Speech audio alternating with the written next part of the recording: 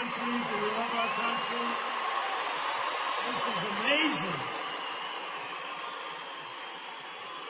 And we love Wilkes Barre, is that right? We love Wilkes Barre. We love this area. And we love the state of Pennsylvania, and we're bringing it back. We're bringing it back. Thank you, everybody. Wow, what a turnout. And they have 6,000 people outside that can't get in. This place is unbelievable. Hello up there.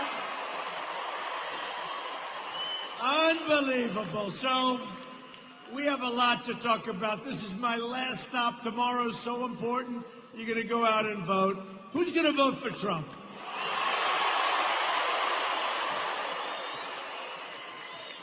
We're going to make that the best vote you've ever cast. I promise you. I promise you. Believe me.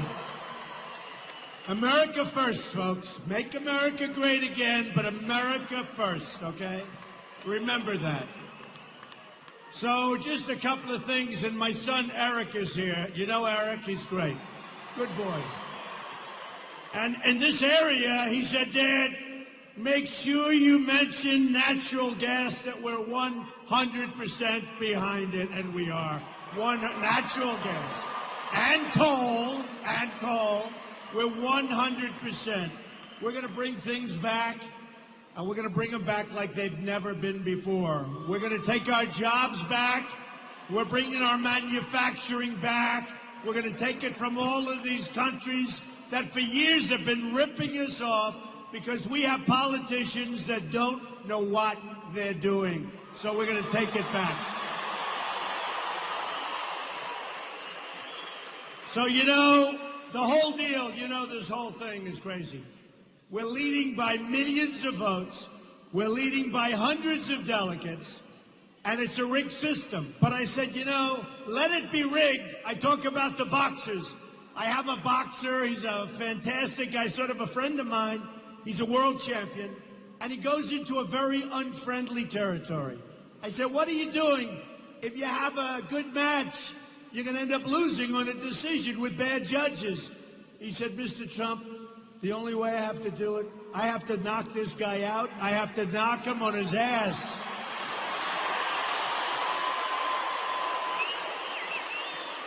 And he did, and he picked up a big paycheck. So what we're doing is we're going to win on the first ballot. We only care about the first ballot. And, you know, it's sort of interesting, because if you look at these two guys, one is 1 for 41. You know, I won many, many states. Millions of votes ahead, many states, many delegates. The other one, he's like a total disaster. He goes to New York last week. He doesn't even register. He's so low. He got no delegates. Folks, they ought to both drop out of the race, so we ought to unify the Republican Party.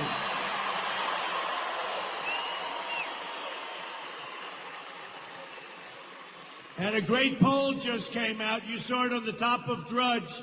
A great poll that has me even with Hillary Clinton. That's nothing. I haven't even started with crooked Hillary yet. We haven't even started. Amazing. Amazing. Oh, that crooked Hillary, the same old stuff. Years and years of watching it. It's always the same. But she's not bringing back jobs. She doesn't know the first thing about it. She's going to open up the borders. And I don't know if you saw reports today. More people are pouring across our southern border than practically ever before. It's out of control. It's out of control. We don't know who these people are. We don't know where the hell they come from. And they're pouring across. And the Border Patrol, who are amazing people, just so you know, last week the Border Patrol endorsed Donald Trump. 16,500 people. They've never done it before. Never done it before. Amazing. They're amazing people. They're amazing people. And Sheriff Joe endorsed. You know Sheriff Joe from Arizona.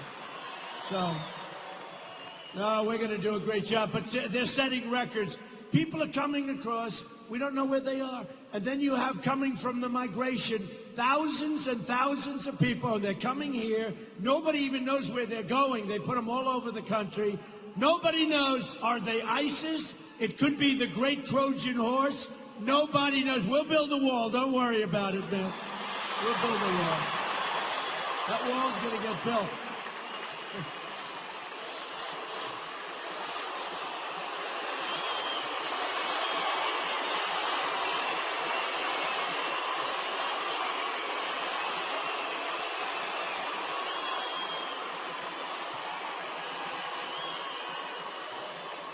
This place is unbelievable. This place is unbelievable. All right. So look.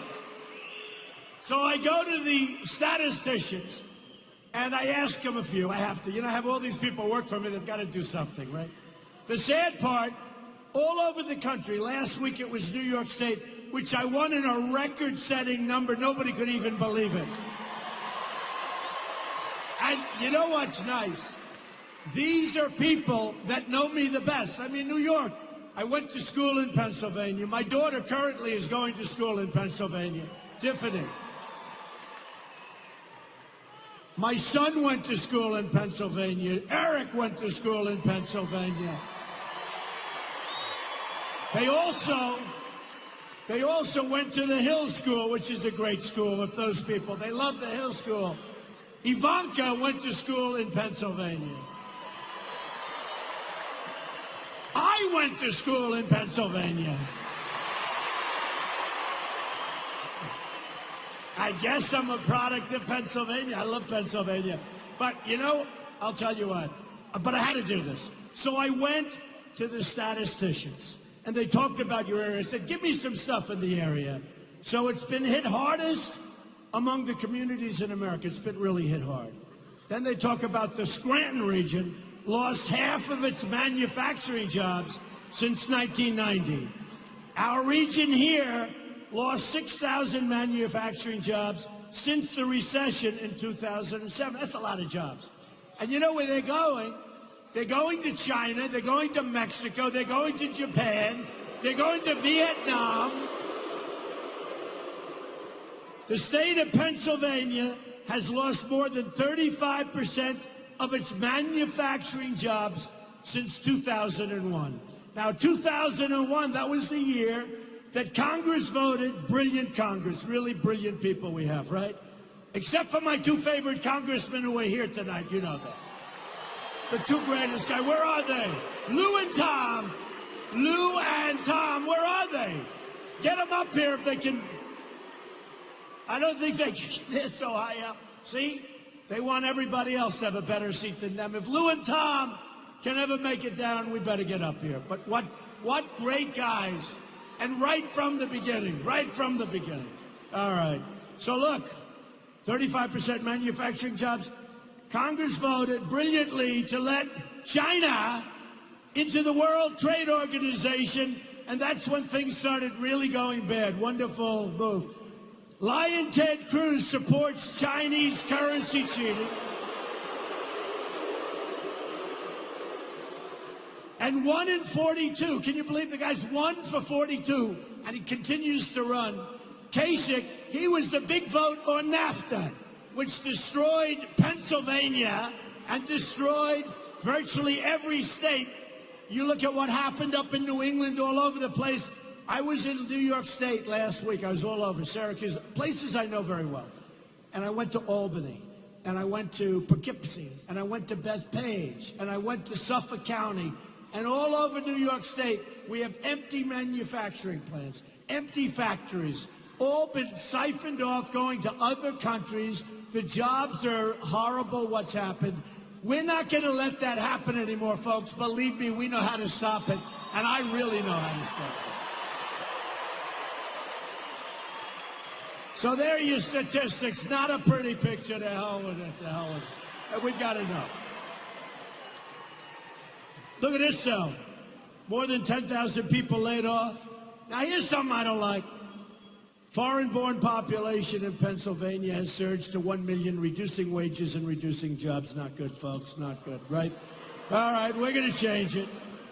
We're going to change it. So we had some big news today. You had Lion Ted announce that he can't win by himself.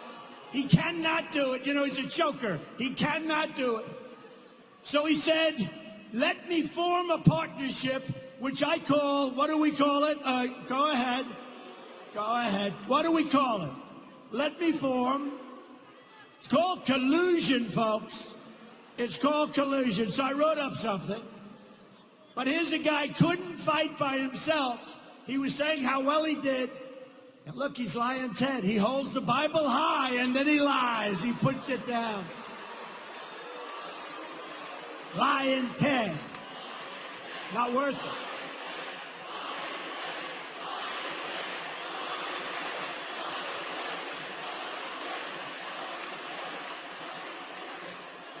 We got Lying Ted, we got Crooked Hillary. There's no way we don't win this whole thing and turn our country around, okay?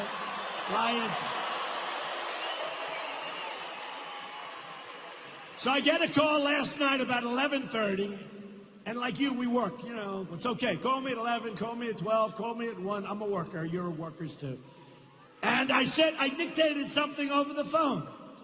And I said, isn't it sad that two grown politicians have to collude against one person who's only been a politician for 10 months, which is right.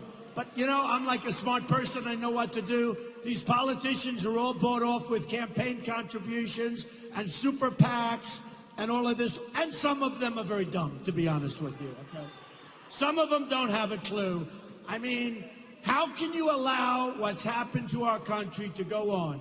You've either got to be grossly incompetent, which many are, or you've got to be under the control of the lobbyists and the special interests, which most of them are. Now, I'm self-funding, so it's a big difference, folks. I don't care. I'm going to do what's right for you. I do what's right for you. So I've been in this deal for 10 months in order to try and stop a person from getting the Republican nomination when we should be bringing everybody together. It's time. And I will tell you, I've been watching these dishonest people, some of the world's most dishonest people, the media. And you know what? They're not going to show this stadium. Right, Tom? They're not going to show this stadium. Show it, Tom. Go ahead, Tom. Show it. They're not going to show it.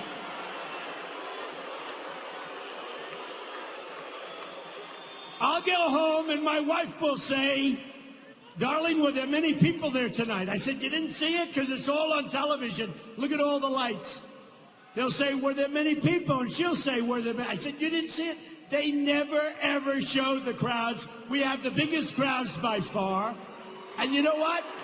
We have the greatest people by far.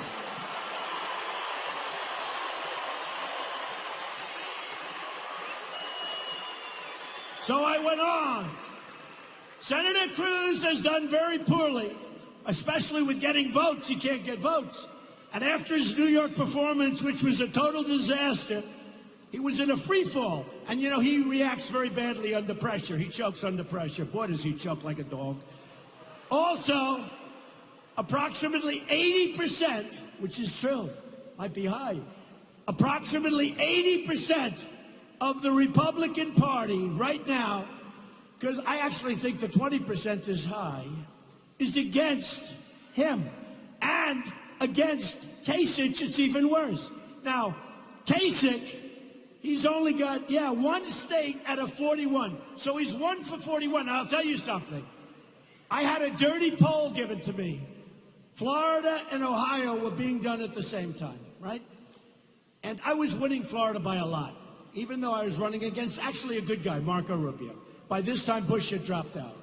And, you know, it was set up because when they heard that Trump was running, they changed it. Because let me tell you, we have a rigged system. We have a corrupt system. This whole thing with the delegates is ridiculous.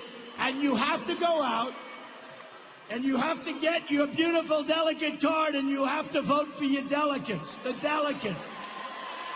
It's crazy. You know, it'd be nice if you could just go out and vote. We can win this state. I mean, we're way up in the polls. Don't let that fool you. Go out tomorrow and vote. Don't let it fool you. But here's the story. And they just said, Mr. Trump, when you go up there, can you please tell them to take their card, vote for the Trump delegates?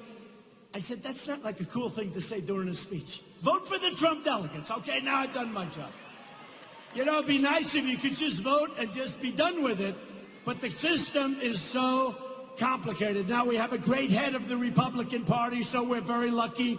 And we have some great people, and we have some amazing delegates, and they're going to do a great job. But here's the story. Here's the story. Thank you. I love you, too. Look at this guy.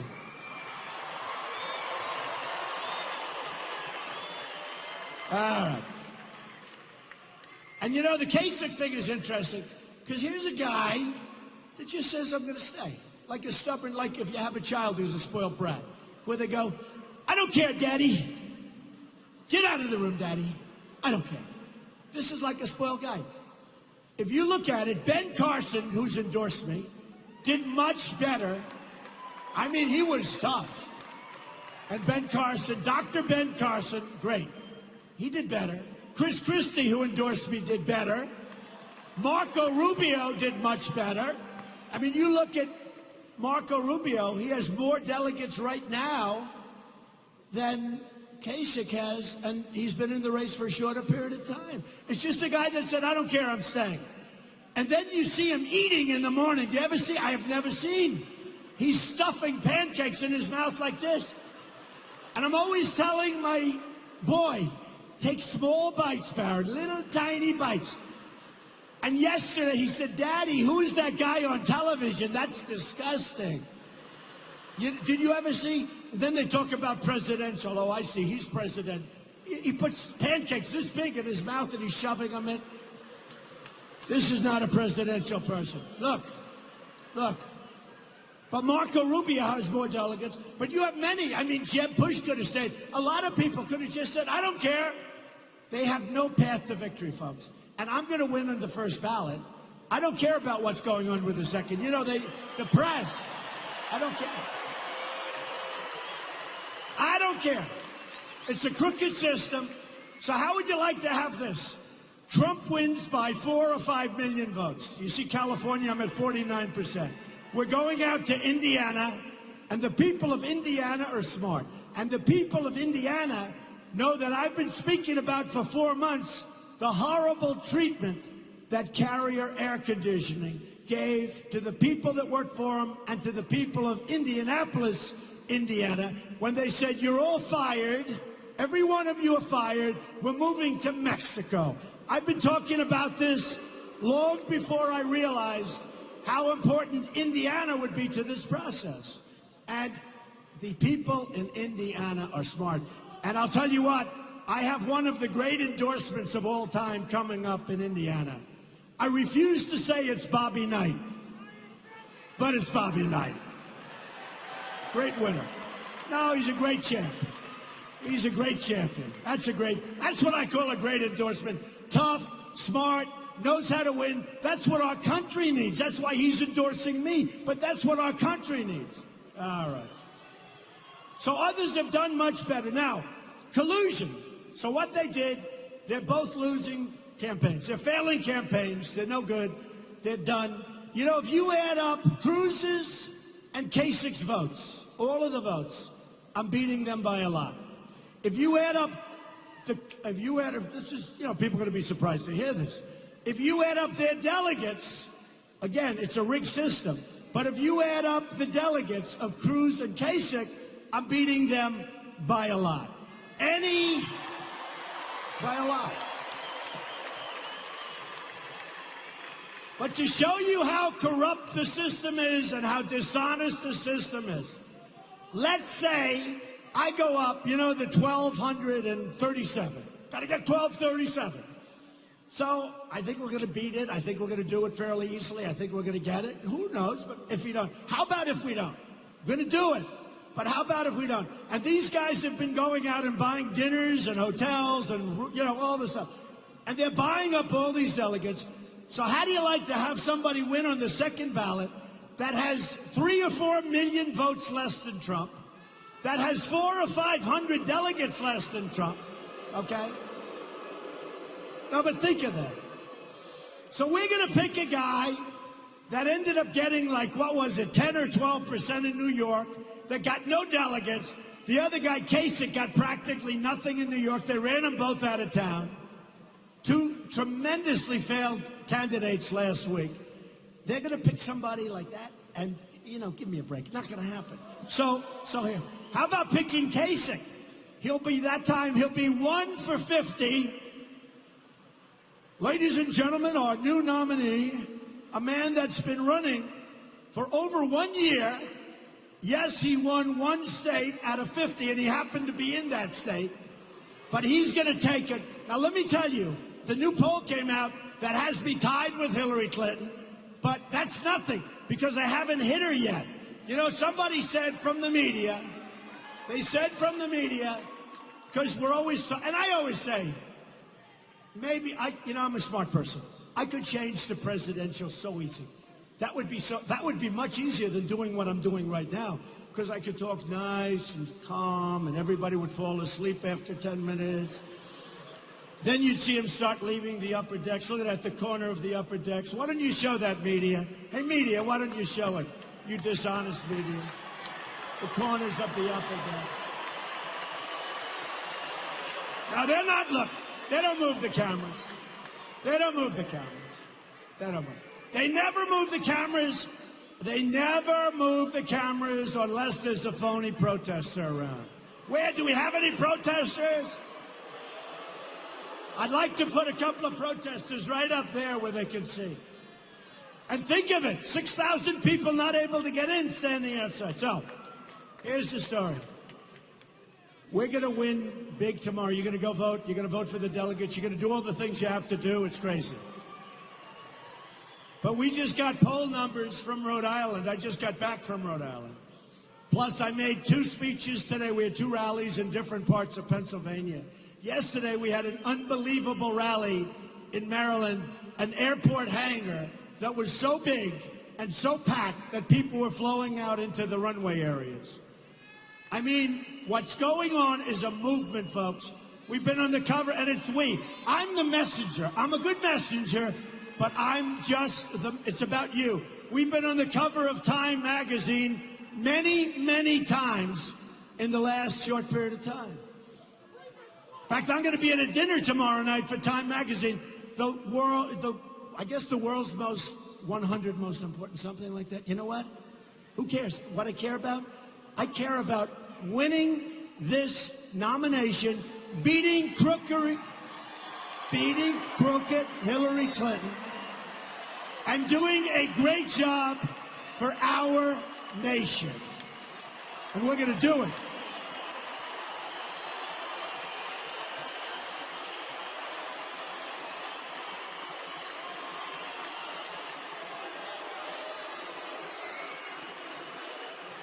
We are going to do it.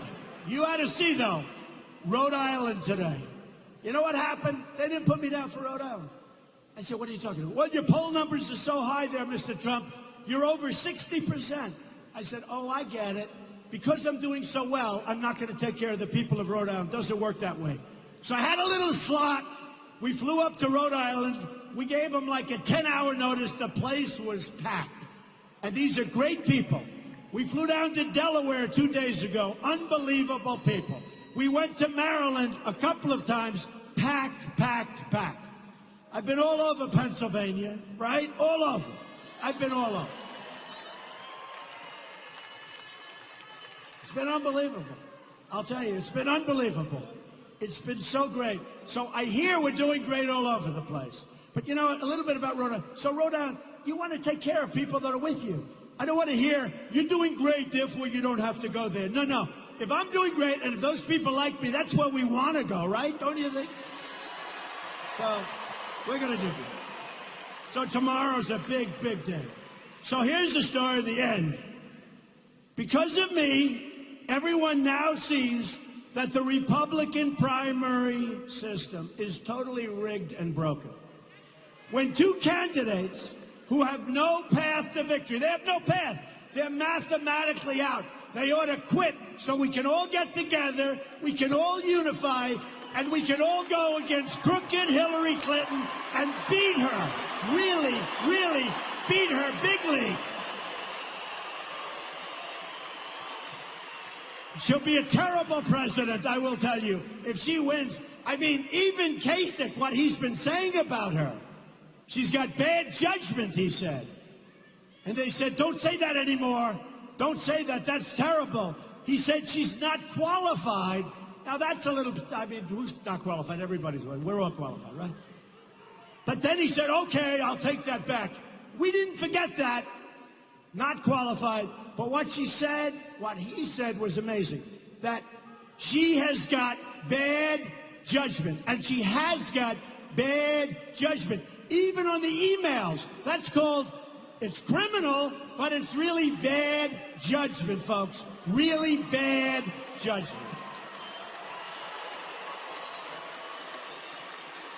And you look at Syria, and you look at Libya, and you look at all of the problems in the Middle East, and you look at what the hell has happened to the world, and then you look at President Obama with one of the worst deals ever made, with one of the worst deals ever made, the Iran deal. We give them $150 billion. We get nothing. We get nothing. Those days are gone. And by the way, we should have had our prisoners back before we started negotiating, folks. You don't negotiate like that. So we have two candidates running. They have no path to victory. One approved NAFTA and was really a very final vote, which has destroyed us.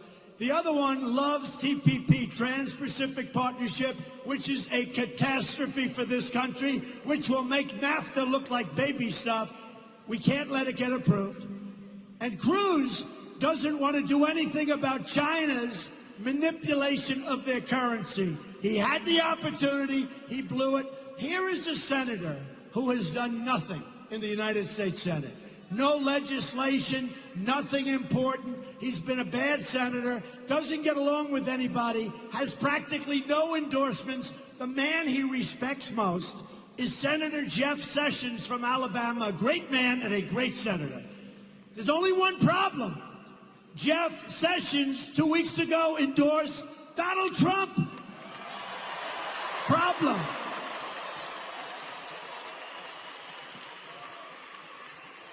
So we're going to unify the party. So let's go. When I came down the escalator, not so long ago, June 16th, with my wife, I looked down at Trump Tower, and I saw the largest group of cameras and paparazzi and reporters. It looked like literally the Academy Awards. I say it. And I said, I didn't love doing this. I mean, I'm doing it because, honestly, we really can not only make America great again, I really believe we can make America greater than ever before. I really believe, or I wouldn't be doing it. I wouldn't be doing it. And I stood up and I made a speech. And as you know, I brought up illegal immigration. I brought up trade. I brought up some other things. But the primary thing was trade. Illegal immigration. We got to rebuild our military and make it stronger, bigger, better. The cheapest thing we can do. Nobody ever will mess with us because they just toy with us right now. They toy with us. And a lot of people, I heard it today, they said, well, Trump is definitely the toughest one running, but he may have a quick hand, a quick trigger. I've got the slowest trigger of anybody, but nobody's going to play games with me. But I've got the slowest trigger. I'm the one that said, as a civilian, I wasn't a politician, but I said at the beginning, don't go into Iraq. You're going to destabilize the entire Middle East. And that's exactly what happened. If our presidents and if our politicians went on vacation 15 years ago, we'd be a lot better off in the Middle East than we are right now. What we have right now is a big, fat, ugly mess, all right? A big mess. And they were the ones that pulled the trigger. And then I heard a certain Senator, Lindsey Graham, he said, I don't know why Donald Trump doesn't listen to me. I've been fighting this war for many years. That's right. I want to fight it for about 2 weeks, folks, not many years. Because we have to get back to our country. We have to rebuild America. We have to rebuild the United States. Our infrastructure is going to hell. We'll build 3 schools in different places in the Middle East. They get blown up, we rebuild it. They get blown up again and again and again. But if we want to build a school in Pennsylvania, the government said, we have no money. Right? No good. We've spent over $4 trillion in the Middle East. We are in worse shape now than we were 15 years ago. And then when Obama got out, instead of doing it in a certain way and leaving some troops behind and protecting a little bit of whatever, if you call it one, let's not even call it one, he took everybody out and he announced the date that he was leaving. And now you have a mess. And in comes ISIS. They take the oil. And I've been saying for years, keep the oil, keep the oil. Don't let them have the oil. I didn't want to go in the first place. But I said, if you're going to go out, take the oil. Because if you don't take the oil, Iran is going to get the oil. And ISIS is going to get the oil. So who has the oil? Iran and ISIS and Iraq, which, by the way, for years and years would fight with Iran, but they were the same military strength, right? So they'd fight for 3-4 years, boom, boom, they go home and rest. Then they'd fight for 3-4 years, boom, boom. Then Saddam Hussein would hit somebody with gas, people would be complaining. Then the others would hit gas, they move 10 feet, 10 feet. What did we do? We went in and destroyed the military capability of one of the 2 nations. And now Iran is taking over Iraq. As sure as you're standing here, and it's actually, you people are all standing too, even though you have seats, which is a great honor. Thank you. It's always nice when people have seats and they still want to stand to hear Trump. Don't you agree? Always nice. Always nice. I appreciate it. So we're going to change our focus. We're going to be so great on the military and on foreign policy, and we're going to do things right. You know, we protect many, many nations, and we're not reimbursed properly for the protection. Many of these nations are very wealthy nations. We protect Germany. We protect Japan. Love Germany, love Japan. Many friends. We protect South Korea. Great, great. From the madman next door. We have 28,000 soldiers on the line. Very dangerous position to be in. They're making a fortune. You order television. I ordered 4,000 television sets. I order thousands a year for different projects. Thousands. Where do they come from? They come from South Korea. That's fine. They are money-making behemoths. They don't take care of us. We protect Saudi Arabia. Saudi Arabia, I have many friends in Saudi Arabia. They buy my apartments. You wouldn't believe how they buy my apartments, okay? Many, many friends. But we protect Saudi Arabia. Before the oil went down, they were making $1 billion a day. If we didn't protect them, they wouldn't be there for 2 weeks. But we protect them. We don't know what we're doing. And then we have a president that flies to Saudi Arabia last week, and he gets off the plane, and there's nobody to greet him. And the same thing happened in Cuba.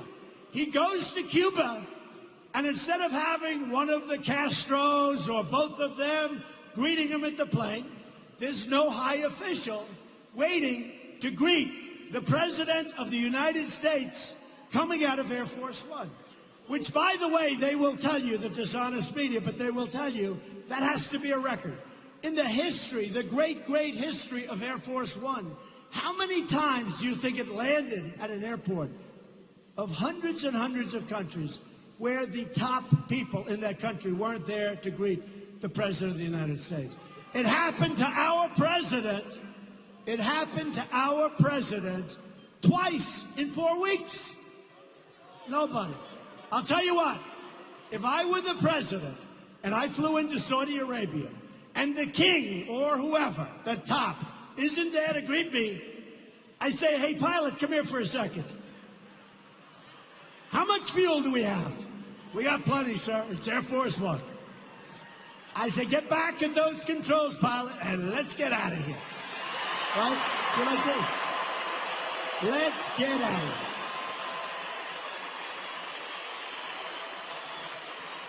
I would be out of there so fast. If they show the President of the United States. Thank you. Thank you.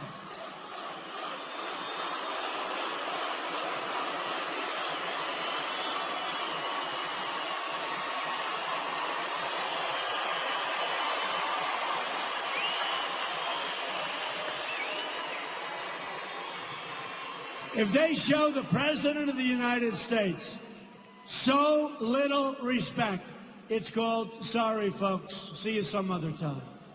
I mean, I remember a case not so long ago, everybody forgot it, the Olympics. Remember when the President flew to Europe to make a pitch? Now, this is the President of the United States. He made a pitch for the Olympics to come to the United States. And I think that's great. I like it.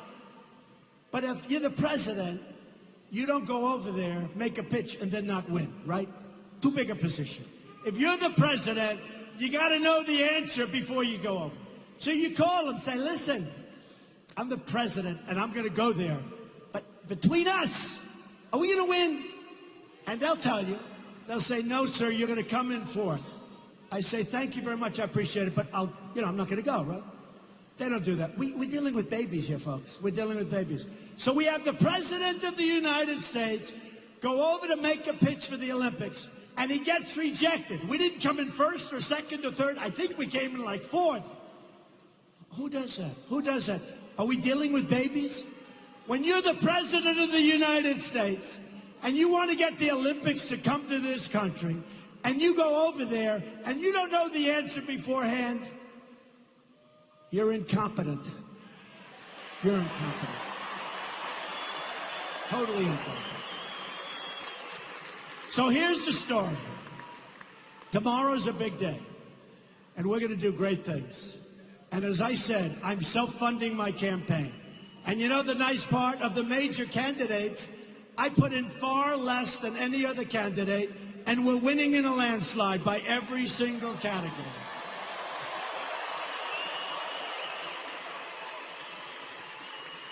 And on television, one of the very smart pundits said, why would Trump change? You know, I'm like a smart guy. I went to the best school, one of the hardest schools in the world to get into. Like, I'm smart. A lot of us are smart. By the way, we have the smartest and most loyal people are in these rooms.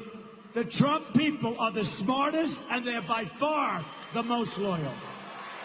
By far. They are by far the most loyal. So here's the story. Here's the story. I have to tell you this. I have to. Here's the story.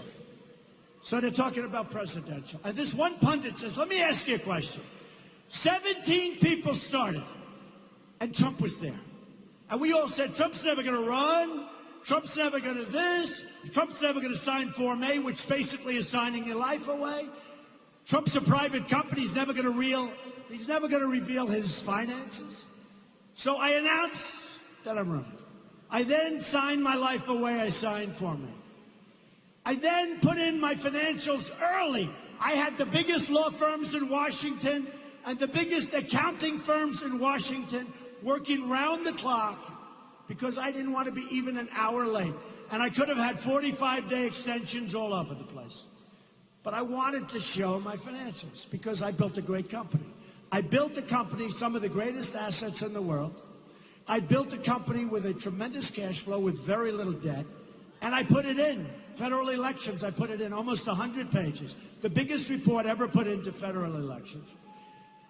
I started off with $1 million. You know, you hear all these crazy numbers, believe me. Started off with $1 million. My company's now worth more than $10 billion.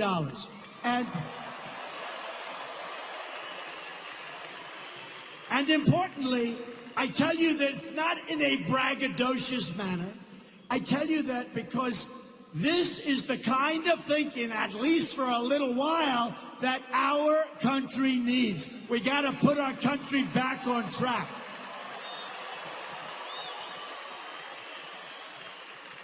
If we're protecting the 28 countries of NATO, and if they're delinquent and they're not paying us because they have no respect for us, and if NATO is obsolete and has to be rejiggered, and if we have to do something about terror, which NATO doesn't really cover, it was many years ago, you're talking about 68 or so years ago, we got to change things. And when somebody at one of the networks asked me, what do you think of NATO?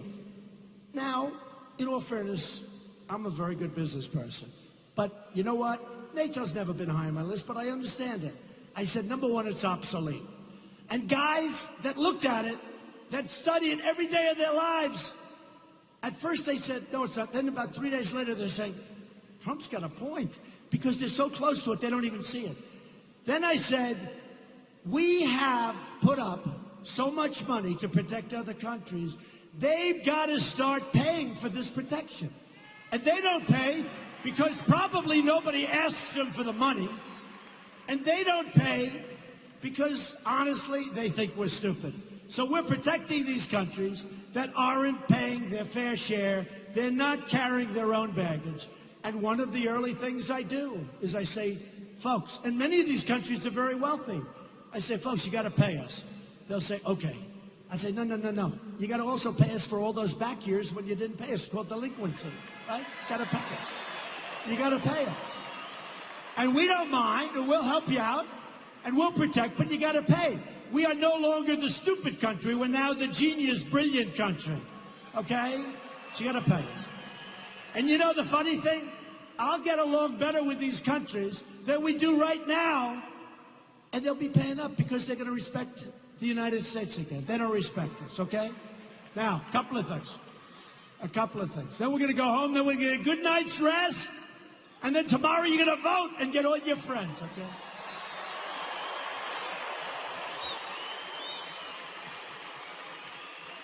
Couple of things. So the commentator said, you know, I hear Trump maybe is thinking about pivoting to more presidential. The only thing is that I don't understand. He had 16 opponents, senators, governors, all these people, top of the line. Yeah, some of them not so good. 16. He had guys like Dr. Ben Carson, who's a phenomenal guy. A lot of people, right? He's a phenomenal guy. Now, wait a minute. So he goes through one, he wins. He goes through another, beats a governor, beats a senator, beats a governor, beats a senator. Now he beats a senator, now he beats 3 senators in a row. And I'm about to beat a senator who doesn't even have a clue, Ted Cruz. And I'm about to beat a governor who's 1 for 42. Okay? So this person, who's a very smart pundit, said, you know, if I'm Trump, I don't think I want to change. And there's a lot of truth in it. But wait till you see what we do with this country. We're going to unify, not only are we going to unify the Republican Party, but we have a tremendously divided country. White and black, everything we have, young and old, everybody is at odds. You look at the African-American population in this country. Youth, African-American youth, has a 59% rate of unemployment. 59%. You look at African-American people, it's substantially higher. There is tremendous division because Obama is a tremendous divider. He divides, and he's done nothing for African-American people, I will tell you that. And I'm going to win the African-American vote, and I'm going to win the Hispanic vote. And every poll, you look at the poll in Nevada, the poll, big Hispanic population. I won the state of Nevada very easily in a landslide. Cruz was supposed to, and I win all these states. He can't win when people have to vote. He can't win. So here's the story. I win it, and they do an exit poll of the Hispanics. And who wins the exit poll by a lot? Donald Trump, okay? You know why? So I'm going to win the Hispanics. I'm going to win the African Americans. You know why? Because I'm bringing jobs back to our country, and I'm not letting the jobs that are here go without consequence. If somebody wants to take their factory, like Carrier did in Indiana, and they want to move to Mexico, we're going to tell them very nicely, enjoy Mexico, enjoy the heat. Just enjoy it. I hope you build a wonderful plant.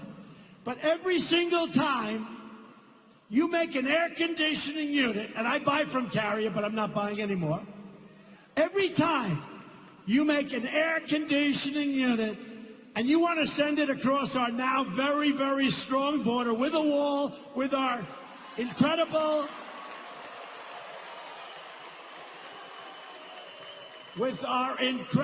border patrol watching and allowed to watch.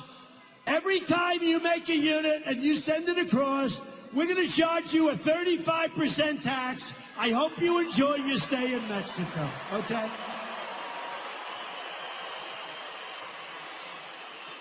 And I'll tell you what's going to happen. They're not moving, folks. They're not moving. They're not moving. I believe in free trade, but you can only have free trade when you have smart, cunning, streetwise leadership. We don't have that. We have incompetent leadership, and therefore we have to play tough and we have to play smart. With China, we have a $500 billion trade deficit. It's crazy. And you know what? If any of you do business with China, you're going to find it's almost impossible to get your product in. And if you do get your product in, they charge you a tariff or a tax. With them, they send the stuff over. No good. Not going to happen. I want Apple products to be made in the United States, and you watch it's going to happen. You watch. Now, I have a tax plan that cuts taxes more than anybody else's plan. Simplifies and cuts. Simplifies and cuts. But remember this, but forgetting even about that. We can do such, for 5 years and even for 7 years, these all talk, no action politicians in Washington have been working so hard to try and devise a plan to keep the countries in our country, where they take the companies and they keep them. Corporate inversion. They don't even know what the word is. It's corporate inversion. Trillions of dollars outside. Companies want to bring it back in. We can't even get an agreement, and everybody agrees, Republicans and Democrats. Here's what we're going to do, folks. We're going to make it very hard on people that want to leave our country and they want to fire all our people. There are going to be consequences. And if you look at some of the plans the government has, they make, well, maybe we can give them low-interest loans. Not going to do it. Maybe we could. Let me tell you what does it. Good old-fashioned tax. A good old-fashioned tax. The consequence is you're going to fire your people from Indiana. You're going to fire these 1,400 people that did a phenomenal job for 30 years and 20 years and 14 and 15. I met many of them. That's not going to happen. If you want to do it, go. But when you come over, and I'm telling you, nobody's leaving. Try looking at their projections. Their projections won't work. Now, remember the one thing that nobody will say in terms of the pundits. When they say, well, the product will cost more, in some cases it'll cost more. But I say, please say the second part. They never write it. We'll also have a lot more jobs, okay? We're going to have a lot more jobs. And that's the key. That's the key. We're going to have jobs. We're going to have jobs making products for ourselves. We're going to have jobs making products that we export to other countries. And you know what? We're going to get along great with China. We're going to get along great. But we're not going to have a $505 billion deficit anymore. And when China wants to build a massive military fortress in the South China Sea, which they're not supposed to be doing, they're going to respect us if it's me. Because we have tremendous power, and it's called economic power. But we have people that don't know how to use it. We will be beloved by some of these countries. You look at Japan, millions of cars come in, and we send them practically nothing, and they want practically nothing. They don't want our product. So it's all going to change, folks. So here's the story. You're going to remember this evening. We had a good time. I had no idea your arena was so beautiful, but that's okay. In a packed arena with thousands of people trying to get in, we had a great time. But more importantly, tomorrow, you're going to have a phenomenal time. And you're going to represent the great state of Pennsylvania, which I love, and I know very well. I know very well.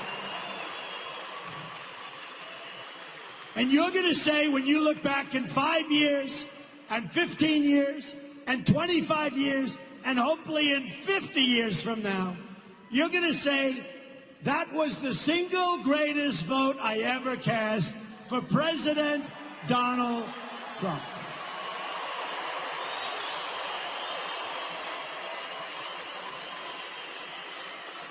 Because we're going to go on, and we're going to beat crooked Hillary, and we're going to win the White House, and we're going to have such victories. But what you're going to say is, it's amazing.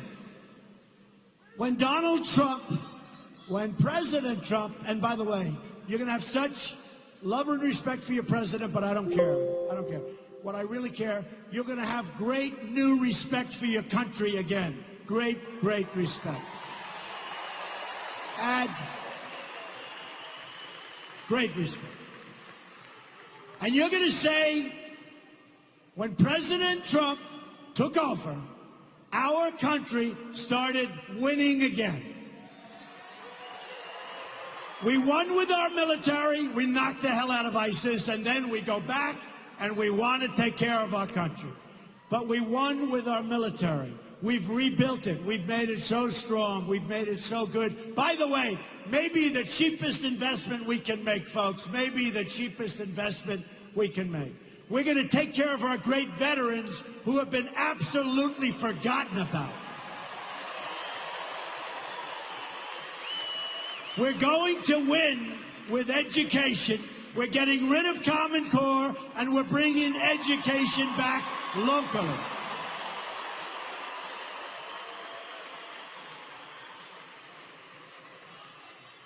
We are going to terminate Obamacare and replace it with something far, far better.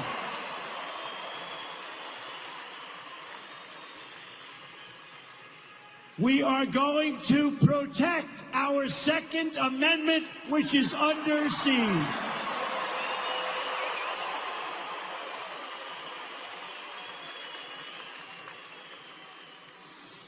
We are going to have strong, powerful, magnificent borders. We are going to build a great wall, and Mexico is going to pay for the wall.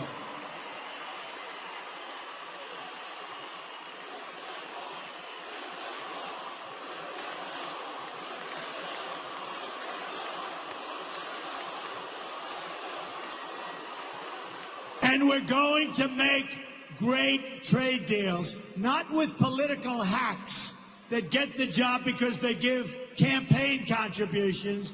We've got the most brilliant business people in the world in our country. We're going to be using our best people, our best negotiators. They've been calling me by the dozen. They don't want money. They want to make America great again. They're proud of our country. We're going to use our best people, and we're going to bring back our jobs. And we are going to do great with trade. We are going to do great with trade. So, folks, go out tomorrow. Get a great night's sleep. Go out nice and early. Vote. And I promise you,